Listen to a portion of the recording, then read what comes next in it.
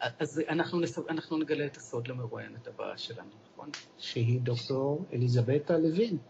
מחברת הספר תאומים שמימיים, דוקטור למדעים ופיזיקאית שבחרה בנושא אסטרולוגי, זה מאוד מעניין. שלום דוקטור לוין. שלום לכל המאזינים, לאורי, לשלי ומזל טוב לגלי צהל. והנה מגיע הסוד. אורי ואני נולדנו באותו יום ובאותה שעה ובאותו חודש ובאותה שנה. אנחנו יצאנו לאוויר העולם באותה שנייה. ב-1960, ב-28 במרץ 1960. כ"ט באדר תש"כ. זאת הייתה התוספת. אני נולדתי בתאריך עברי. אני לא יודע מה איתה. זה ההבדל. כן. אתם נולדתם בו זמנית, לא חשוב לפי איזה תאריך אנחנו סופרים את זה. אז אנחנו תאומים שמימיים. מזל טוב.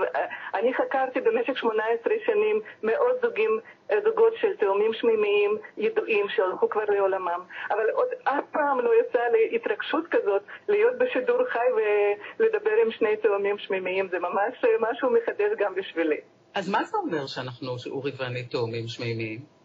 מה שגיליתי במחקר, ופרסמתי את זה בספר שהוא מין סיכום ביניים של המחקר על בו זמניות ועל אנשים שנולדו בו זמנית, זה שבנוסף לגורם התורשה וגורם החינוך יש עוד גורם אחד, גורם הזמן הלידה, שמשפיע מייצב את האיכויות שלנו.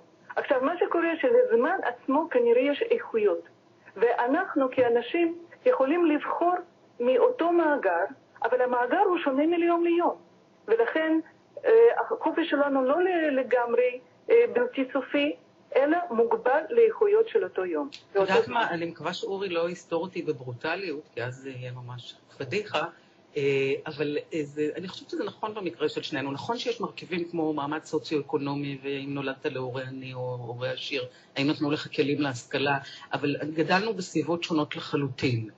אבא שלי היה קומוניסט, הורים של אורי, אני מניחה, היו פועלי אגודת ישראל. פועלי אגודת ישראל. אגב, זה לא כזה מרחק, אבל במונחים ישראלים קלאסיים כאילו נולדנו משני עברי המפה הפוליטית, אבל בכל זאת, לפעמים אני מרגישה שאורי פשוט גונב לי את המילים מהפה. שהוא אומר שצורת החשיבה שלו מאוד דומה לצורת החשיבה שלי. פעם אחת אפילו לקחתי נאום שהוא נשא בכנסת על ההפרטה, והכנסתי אותו לאתר שלי. הפעילים שלי לא הבינו מה אני עושה. וכן אני מרגישה שיש בכל זאת קווי דמיון ושיש צדק בתיאוריה שלה. בסדר, זה יכול להיות על מקריות גם. תודה רבה. זה תמיד. קודם כל אני מודה לכם על זה שאתם שניכם מוכנים לחשוף בפני ציבור את העולם הפנימי שלכם, וזה אומץ ממש... לא צריך להגזים, לא חשפנו אפילו רבע מהעולם הפנימי שלנו. זה העולם החיצוני. זה החיצוני. בכל זאת מסמיסים, ואתם שלחתם עכשיו עם כל האומה את תאריך הלידה שלכם, שזה מעשה אמיץ במיוחד. בגילנו את אומרת זה מעשה אמיץ. אבל מה שכן כאן חשוב, מה שמאחד אתכם, ואם אני אגיד שאיכויות של אותו יום כפי שאני רואה אותם, לא השוני, אלא איכויות של היום, הוא האפשרות, הצורך לבטא את היוזמה, חדשנות, בשילוב עם נכונות ורצון כנה לשרת ציבור, להיות לו פה ולייצג אותו נאמנה, תחושת השליחות מול הציבור. כמובן שהציבורים שלכם שונים במידת מה, למרות שעד כמה שידוע לי, אם זיכרוני לא מטעה בי, פעם דווקא אורי היה פמיניסט כשעזב את הרדיו בגלל זה שלא הרשו לו לשדר כל אישה ברדיו, או שאני טועה. נכון, נכון. אז לא חשוב שאורי נולד גבר ושלי נולדה אישה, אבל יש לכם נכונות לצדק ולאידיאלים וממש נאמנות. אתם שניכם, אם אתם רוצים לבטא את הרעיון של תאומים שמימיים ושל הבחירה, אדם שמנסה לעשות את זה, הוא מרגיש את עצמו מאושר כשהוא נאמן לאותו יום, לאותם האידיאלים. אני ממש מסכימה איתך. את יודעת, כשמדברים איתנו על מונחים של אושר, מדברים על הגשמה עצמית ועל להרגיש טוב עם עצמי, אני מרגישה אושר כשאני מגשימה השקפת עולם. אני חושבת שגם אורי. כן, בהחלט. אני לא, אתה יודע, שתיקתי מעידה על זה שאני לא ממש...